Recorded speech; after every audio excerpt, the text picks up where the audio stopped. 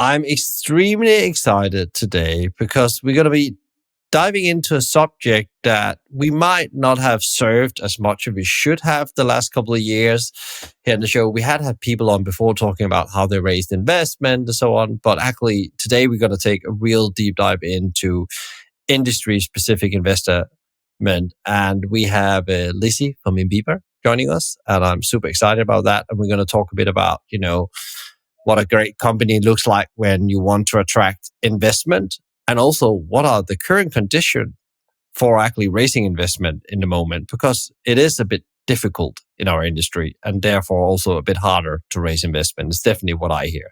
Welcome to the show, Lizzie. It's a great pleasure to have you. Thank you very much for having me. Lizzie, could you tell a bit about you and what led you to join Imbiba and investment into leisure and hospitality business? And also, what is Imbiba and what is the story behind it?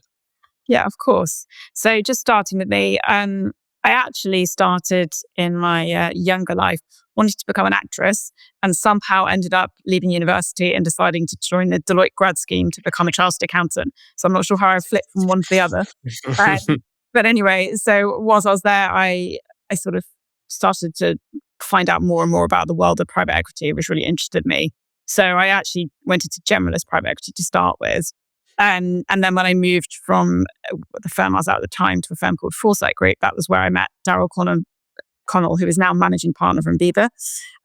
We focused quite a lot on consumer and leisure together. And I quickly realized that in order to be a good investor, for me personally anyway, I have to be interested in the subject that I'm investing in. And, there's lots of money to be made in lots of different sectors, but one that I firstly understood, but B, could appreciate and enjoyed, meant that I was much more passionate about what I did. So when Daryl sort of proposed to me, back in 2016, 17 now, would you like to come across with me to create the first institutional fund and raise the first institutional fund for Imbiba and focus purely on investing in kind of leisure rollout businesses, I jumped at the chance.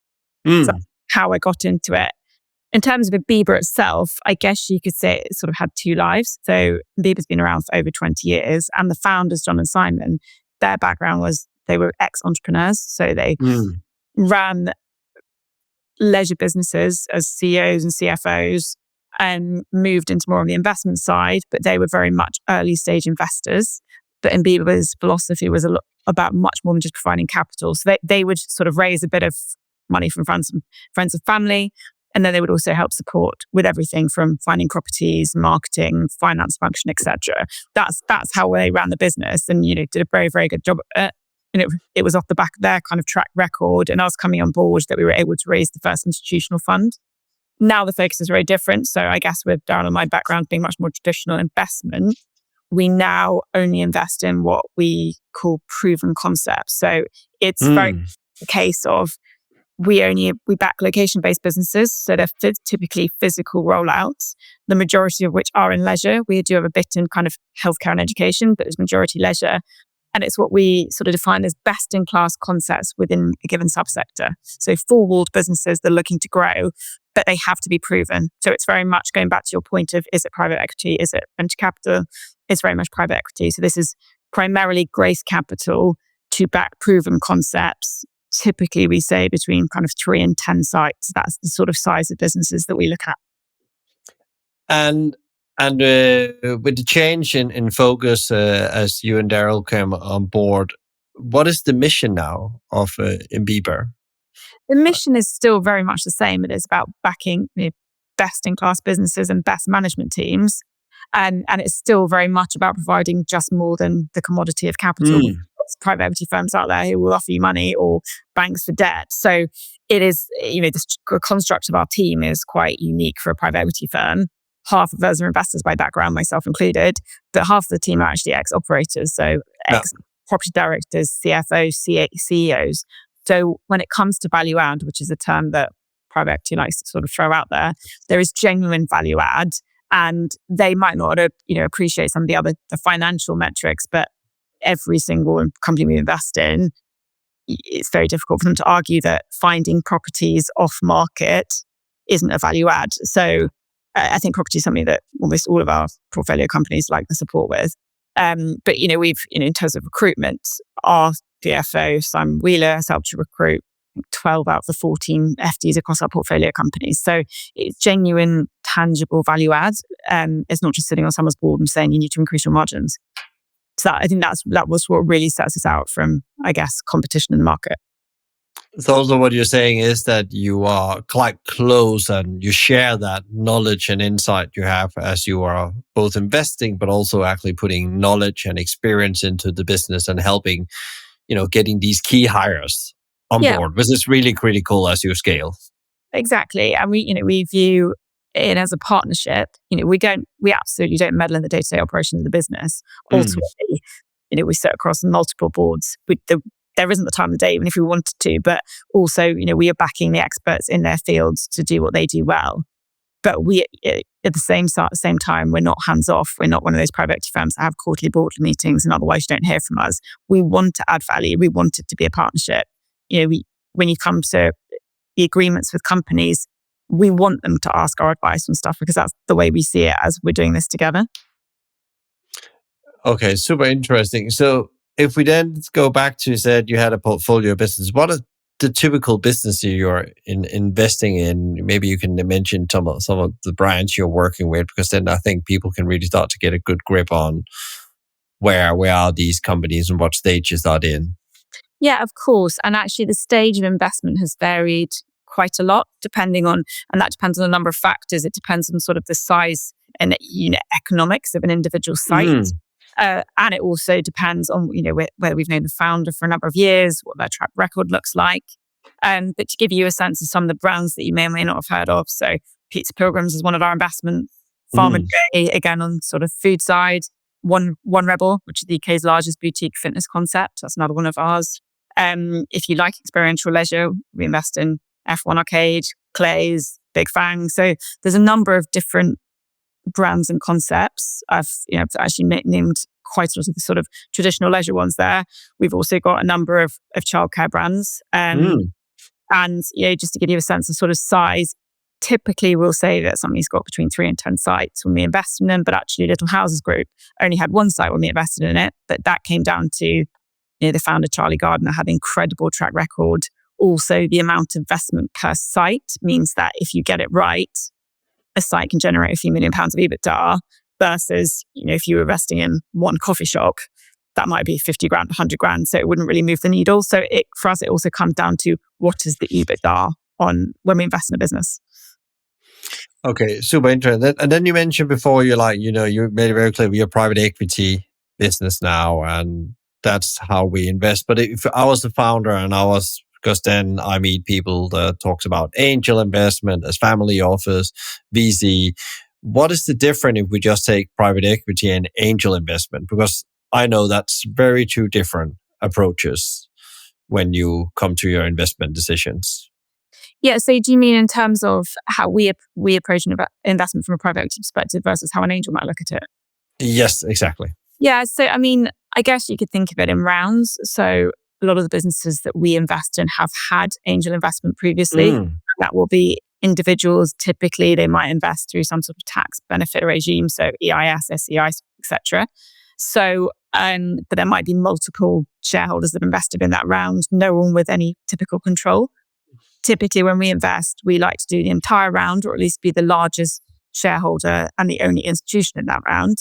And that is because, we do want to contribute, we do want to add value. And primarily, we are a private equity business, so we do need a certain return. So we need a level of control over what those returns look like. Whereas for a lot of the angel investors, this isn't for everybody, but for a lot of people, they might just be investing because they want tax benefit and no other reason. And they believe in the concept, but it's as long as they can reach their number of years, they need to have their money in for. That sort of ticks a box. It's slightly different, and that's not always the case, by the way. But we do have, there are sometimes valuation expectation gaps when people have raised angel rounds at quite lumpier valuations, and then they come to an institutional round where we want to pay a fair price, but it needs to be a fair price because we also need a return in X number of years. So it is typically different. That doesn't mean that you don't have rounds where we both come in at the same time. Sometimes you might have a high net worth investor that comes on alongside us. but typically we are later stage. And I guess also that what's different from the angel investor, that's different. My own experience is again that angel investing could have sector experience, but it could also just invest money, and then you don't get the knowledge and the insight at the same time. And as you rightly said, there's also some people that just invest for the tax benefits or because you're a good friend and they believe in you. Yeah, exactly. And if you are, I think the thing that people have to sort of take a step back on is if you are bringing somebody in, it doesn't matter whether it's an individual or an institution, and you're taking money, you've got to believe that the end result is material enough for you to, lose an element of control over your business. But also it's, the advice that's given. What you don't want is to take a very small amount off somebody, but then want to be involved and have updates continuously, because it's not really worth the trade-off. Yeah, and you mentioned something really interesting as well, like like losing the control to the wrong people or the trade-offs, as you say. But also, you talked about valuation before, and I think valuations have changed a lot over the last couple of years. And you said like sometimes you come in and there's a bit of a chunky valuation, or maybe a too high valuation because it's not a fair deal for the new ones coming in. So how do you get that right? Because it's a bit of an art. It's not like a science sometimes. It's a bit of an art, and what you can actually, force it's a bit like a bargain between the founders and the investors that I often see. And then you make some kind of deal, and then of course there's sense behind. You try to put some numbers on and valuation about. It could be sales, it could be traction, it could be the team, it could be the bottom line that decides. That would be different factors. But what typical happens there when you talk about that? Because I think it's very important to be aware about this as a founder as you start out your you're raising money journey from angels and then potentially private investors. Yeah, I think it's a really good question, and it's really difficult. You're completely right. There is an art to it, and it's definitely not a science. I think the one thing to flag though is that if there is an expectation gap, there are different ways of structuring it so you can bridge that gap. So there's lots of options of preference shares or loan notes that might bridge an valuation expectation gap where founders believe that their new sites that have opened a week are going to contribute X, but the nervousness from investors is they might not get there. You can also have ratchets for things like that as well. So there are factors in structuring that you can use, but it's difficult. The way we view it is we want to be fair. So when we ever look at investing in a company, and there are certain situations where, of course, sometimes you end up paying a bit less because the time you're investing, they might have a slightly distressed balance sheet and he's normalizing in a quick period of time. So you might get in a lower valuation, and equally you might slightly pay more. But the way we view it every time we make an investment is if we need, for example, 3 times our money back over that period of time of our investment, can we grow bottom line profit by 3 times fundamentally? So we just assume that the entry multiple we pay is the exit multiple we get. So we can't overpay because then you've got to increase profit by more than 3 times. And that's probably healthy for anybody. But equally, we're not trying to get a cheap deal so that we only have to grow it by 1.5 times to get our money back. We're just trying to say, okay, all we know is what we know now. So assuming that the market is exactly the same as it is now, if we're going to get that multiple on the way in and the same multiple on the way out, we just have to grow profit by 3 times. Is that realistic or is that not realistic? And that's how we make our assessments. And that really leads to another interesting question. I think probably people are thinking about what is it actually Imbiba looks at then? Because you mentioned profit now. So I guess, and you already said we don't invest in early startup ideas, but actually businesses that already have traction at a certain stage. But what are you looking at? I guess profitability would be one of them when you go in and look at an established business. Yeah, so we look at a number of factors. We look at sort of individual unit economics, and that means both the return on investment on a site. So if you spend £1 million on a site and it makes 500 grand of EBITDA on an annual basis, 50% ROI. So it's sort of minimum 40% return on investment, ideally, is what we look for. Then it's the quantum of EBITDA. So as I said before, if you've got sites that generate 50 grand of EBITDA per site, you need an awful lot of sites to move the needle. So for us, there's a minimum threshold to the kind of level of site EBITDA we would look at. And we also look at like for likes. That's really important. And not just, value growth, but of volume growth, because Mm. that can show a trend, especially over a period of time. And obviously, the management team is incredibly important. And this comes down to not just are they credible from are they, can they deliver what they're saying they're going to deliver, but also are these people that you're going to get on with? Because ultimately, this is a partnership. So, sort of ethically and relationship driven wise, do we want to work with these people? That's also very important. That is also scalability. So, as I said before, we need to grow bottom line by, say 3 times minimum. Is that possible, or is this a one-off concept that should never be grown? And that's another point. We meet lots of businesses that are absolutely incredible, but actually they shouldn't take on funding. It's not right for them, and it's not right for us, because they've got perfect business where they can just take their annual dividends and they don't need to grow it, and they probably don't want to grow it really if they're honest with themselves. And we come across a lot of businesses like that, and sadly, we know in our heart of hearts it's not right for them to take on funding, even though we want to give them funding because it's such a good business. And do you meet actually people that go on this journey, and then you've actually take another decision after they've been through the process with you guys, and they say, well, actually, that thing about growing to the double in size, let's say we have 4 sites, we want to be the double the size or 3 times the amount, is actually not what we want to do. It's not actually why we set out to build the business. Do you mean post-investment or pre-investment? Pre-investment, they look at it, and actually all the questions you've asked them and all the, I guess you present them the consequences of taking on the investment, then they actually say, no, actually it's not for us. Have you experienced that a couple of times, or is that very rarely? Yeah, it's rarely, but I have experienced it, and it's been a good, honest conversation. There was a really, really lovely business, and they sort of took it away and said, we don't feel you're going to get the returns you need based on this and the way that we're going to grow and how much it's going to cost to do it. We just don't think we're going to get you your returns. Which was, it was a good, healthy conversation to have. On the flip side, it's a very lovely business, and they'll do very well out of it. Mm. What about, like you mentioned before, the team and principle, also the ability to deliver, and thereby also, I guess, company culture becomes quite critical when you, at that stage where you come in, there has to be some kind of culture they're scaling as well. How important is that compared to the financial matrix, which is quite, tangible? Either they're there or not in a way, but this is more the bit untangible bit. How do you make that more tangible, and how much does it actually weigh into your decisions? I mean, it's hugely important. I would question how much you can ever really truly get to the bottom of it without, actually just inciting yourself into a business. It's quite hard to. So one thing that we do in Imbiba is we conduct management due diligence internally ourselves rather than using an external provider.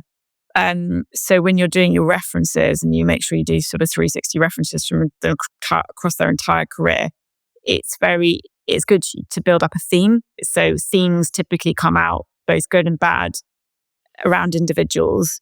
Obviously, there's a limit to what you can learn from when you're asking people to give references. They typically don't give their worst, but you can usually build up themes from that. In terms of culture, it's very, very difficult really to ascertain that.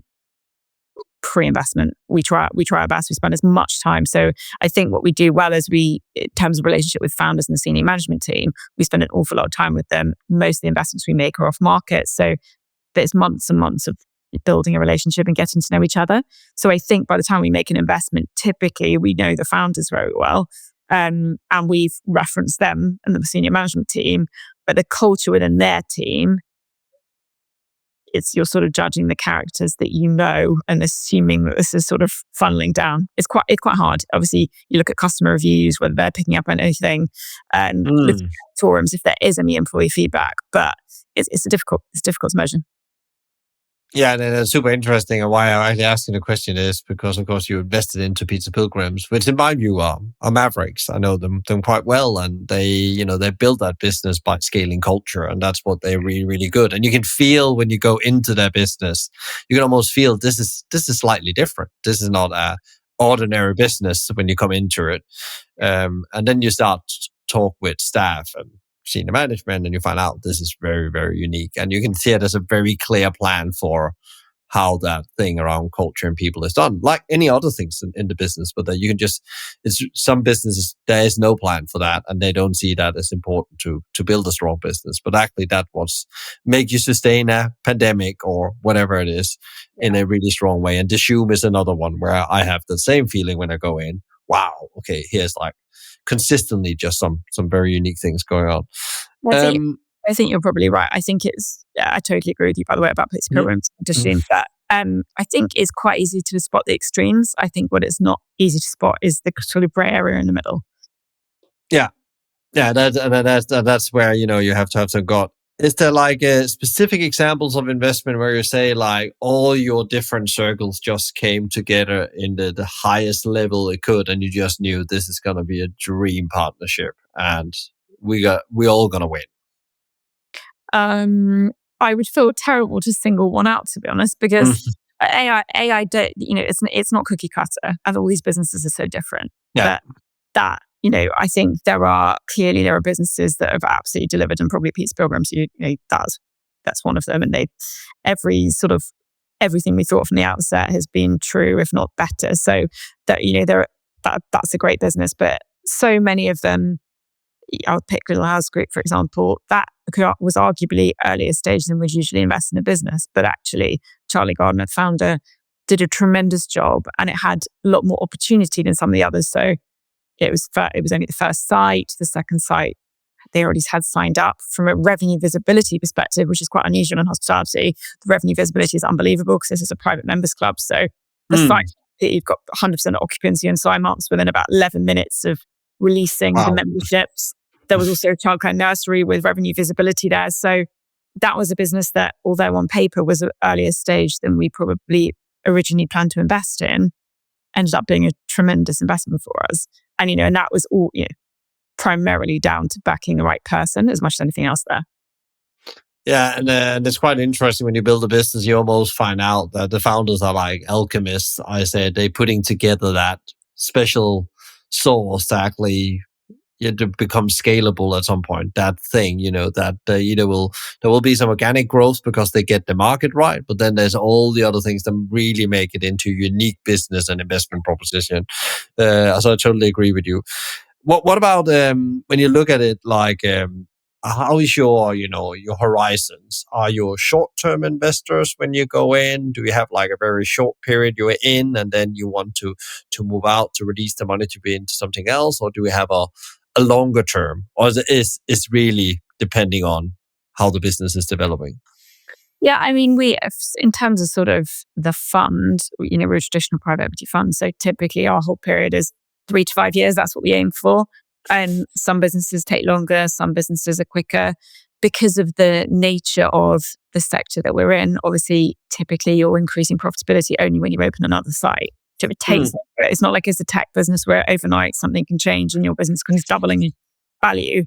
We typically have to open more sites to add value to a business. So I think, our whole period is 3 to 5 years on average. The way we look at it in terms of, profitability, we're not looking for sort of short-term wins. We're not looking to cut costs to increase profitability in the short term at all.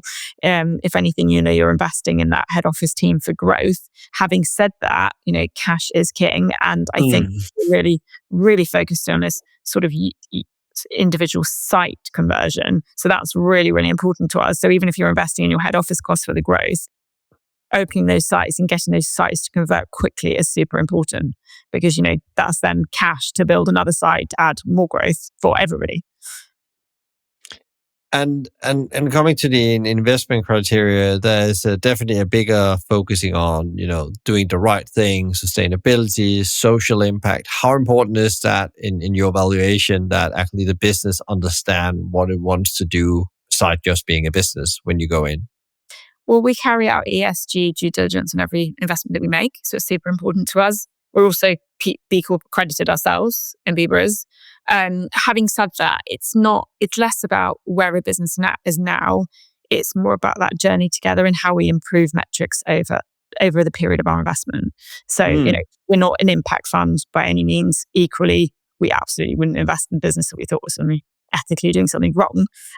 But it's about our journey together. That's what's important to us. Okay, super interesting. Is there any other things you think that's important for if I was a founder and I was listening to this and I wanted to go and maybe seek investment for you guys or somebody else? What should I be thinking about specifically besides the things we just discussed now? Is there other things that you think that's missing? I think it's a good question. I guess the two things is whatever they're doing to sort of keep focused at just being best at what they do. So I think sometimes businesses lose sight of Mm. why someone goes there to begin with. So you need to keep innovating, of course you do, but do what you do and do it best. Don't try and be all things to all people. Because the way we look at it is when we look at a business, regardless of financials and everything else, we go, is this the best? Is this leader within its category? Do we think of it as a best brand? And that's really important to us. So if we don't, it might, financially, the financials might look great, but if we think the brand's fifth best, we're not going to invest in it. I think the other thing is it's about pipeline and to keep going, because to me, the biggest winners in all of this are the businesses that continue to look for sites, have a pipeline, look at where they're going to next, not just sort of stay where they are, stand still. It was quite interesting when I was both talking with your colleague Carlo and looking at your website, preparing for this. I could see all the business you're involved is they do more than sell a product or a concept. They deliver more value than I expect as a customer. And often I would say also I can't go and get it somewhere else. I can't go and get a Pizza Pilgrim anywhere else. There's nothing, another pizza place like them. They really found out in you would say, a very, can we say, red ocean market, found and carved their niche and really done it well. And I thought that was like one of the things as well, like as a founder, often I have these discussion about what exactly the value we are providing that nobody else can provide, because that's actually what makes the story of the business scalable, because there's so much competition on price out there and you can't win on price. No. No. If we then now we've been in on the business and then we zoom out and then we look at the landscape, the economic landscape and the challenges around hospitality and leisure that's been the last couple of years. How do you see that with, there's been rising costs, changing consumer behaviors, how does that influence your investment strategy and how much you invest and how difficult it is to raise money? Yeah, I mean, there obviously has been a lot of change. I think, it's a double whammy now of the NI impact. So labor costs increasing and whether or not you can pass that onto the consumer, depending on the business you have. And I think that varies depending on location, what the concept is and everything else. So I think in terms of business focus, it's about sort of perceived value for money. And that's not being the cheapest at all. It's about the quality of what you're receiving for what you're paying. So focus on actually being the best is actually, can give you a winning advantage in many ways. But where we've focused, I guess, firstly, from a traditional, what we've always invested in space, it's focusing on the most resilient consumer. So where people haven't been squeezed so much, and where we believe that a product is worth what it's paying for. So as we go again about perception of value for money. I think what you always learn in all of these downturns in the market is that the more value for money concepts do well and the luxury concepts do well. And often it's that bit in the middle where someone feels like they're paying a bit too much for what they're getting. That's the bit that gets squeezed. So I think we try and stay away from that sort of middle as much as possible.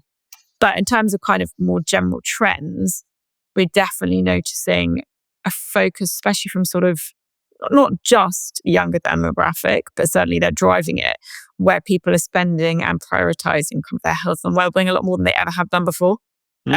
So as a subsector, we see that as a sort of a really exciting growth subsector.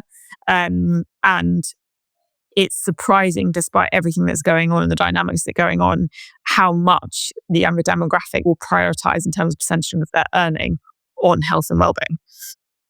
And that's when you say health and well-being, is that, health club, fitness center is also what they eat? Is that also? Yeah, both. But a lot, Mm. a lot of the drive to sort of health and fitness centers, of course, all these new sort of therapies that are coming out there.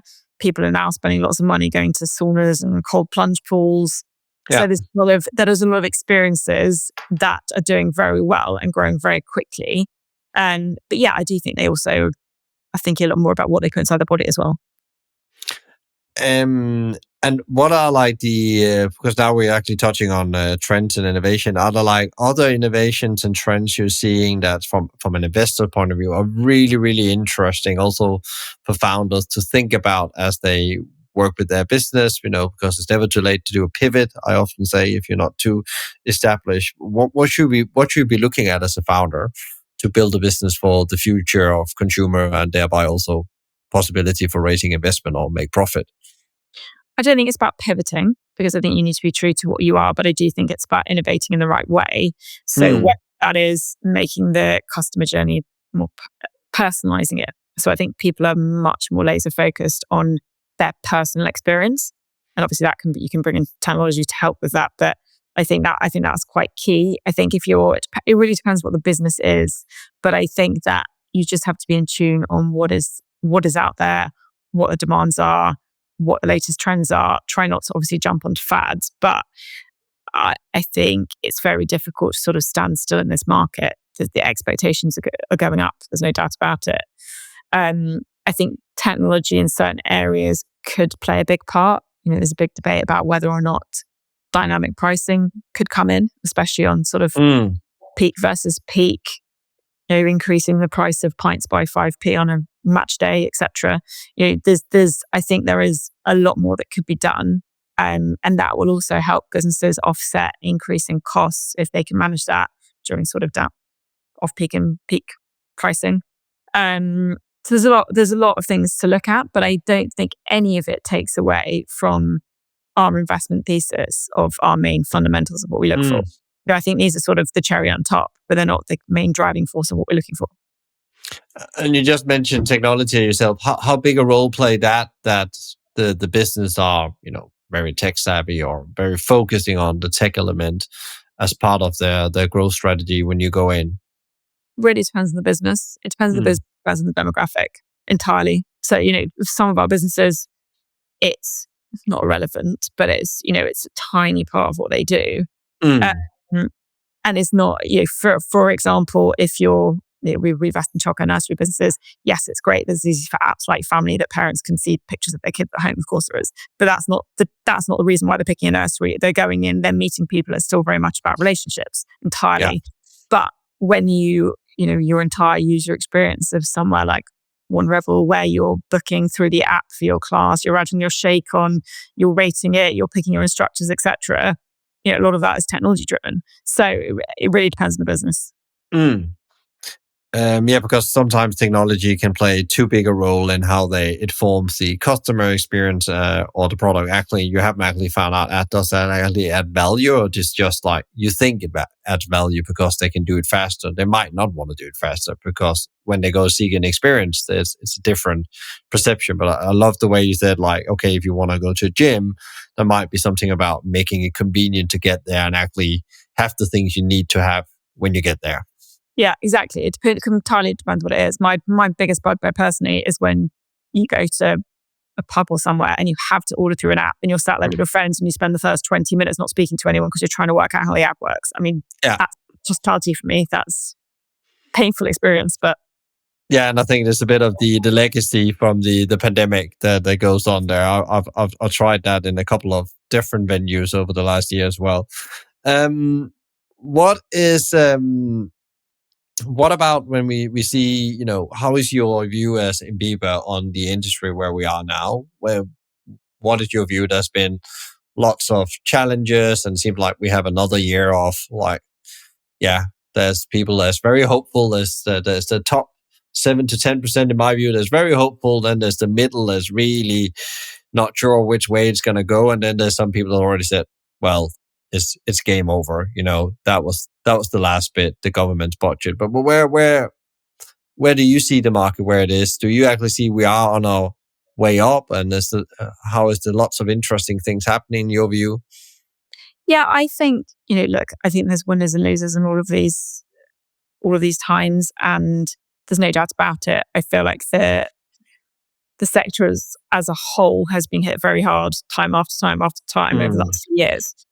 But with all of these periods of time, those that continue to grow and those that do well exceed. If you can grow your business in a time of adversity, is probably the best time that you can possibly grow it. And what we are seeing is that the demand for some of our businesses, the like for likes are up significantly. There is demand Mm. out there. I think there's probably just a bit of a flight to the best businesses. So it's about doing what you do and doing it well. I know that's very easy to say, but we have noticed, especially in recessional times in the past, people will prioritize going out and socializing with their friends over they will buying a consumer product. So it is typically the last thing to go, but I guess it depends where you fall within that category of discretionary income. Something might have to give in certain areas. People might go out less, but they might spend more when they're out. But if you are best at what you do, there will always be people that want to fund you, and there will always be demand for your product. That's what we've learned over the years. That we're surprised as valuations in general have come down, but for our best portfolio companies, people are still offering big numbers for them. Mm. So we actually talked about this best in class, and you mentioned a couple of times. If you just mention three tenets or patterns you often see with these companies, because I guess there's something that goes again that makes them the best. What is that? If you as a founder think, okay, what exactly then I need to figure out here? Because of course it's not something you can fix in one day, but it's actually a journey on where you almost decided that you're going to be really good at some specific things in your business, and you do it again and again and again and again, day in and out.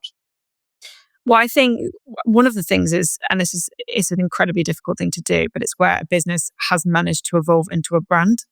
So Mm. people associate it as a brand, not a chain, a brand. So they Mm. know exactly why they're going there, and they know what the brand is associated with, and they understand the DNA of the brand. And I think that immediately elevates the business and makes it best Mm. at what it does. And so for me, that's pretty key. We would obviously say from a best in class perspective, there's also an element of financial in there. So has it got best in class sort of margins and unit economics? That's obviously important for us. Um, And then I think it's, back down to the sort of scalability part as well.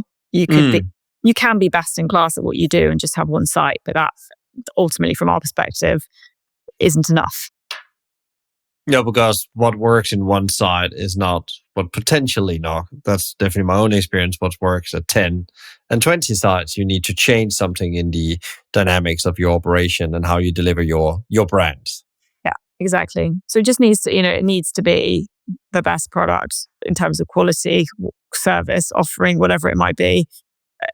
Very strong management team and a clear brand, clear reason to go there, a USP or some sort of barrier to entry, if that is possible.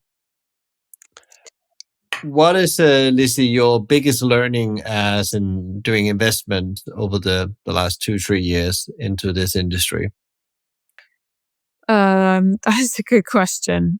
Um, I think the biggest one is probably that the biggest winners are the businesses that grow and continue to move forwards during adversity. I think the founders that we've backed that have been laser focused and not worried about the noise around them have, without a doubt, been the most successful.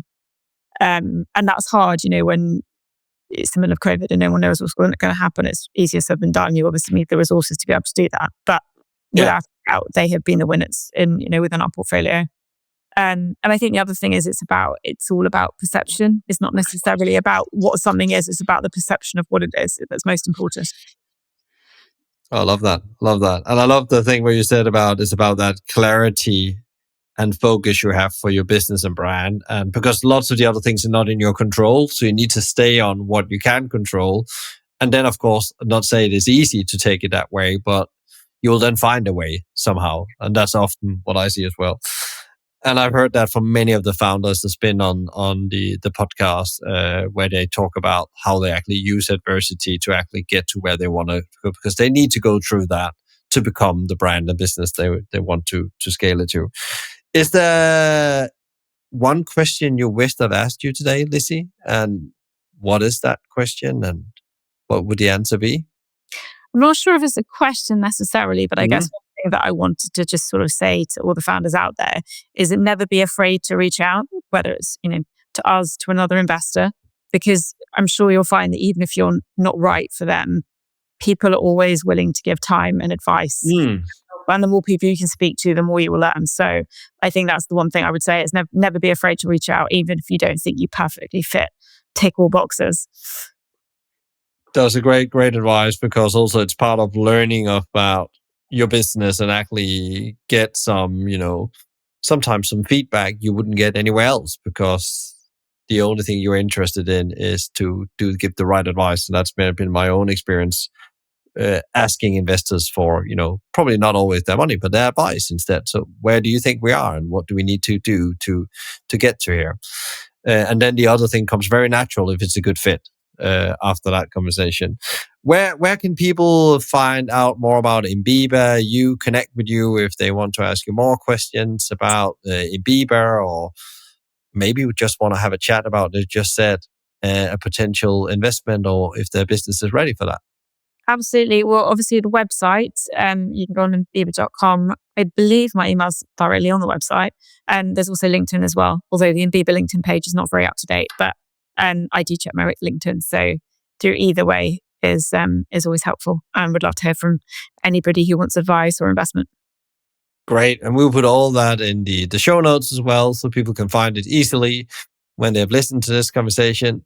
Lizzie, thank you so much for coming on the show and sharing your journey, the experience, and all the great advice. We send you and the team at Imbiba power and energy for 2025, and hope there's lots of good energy and results coming. Thank you very much. Thank you for having me today.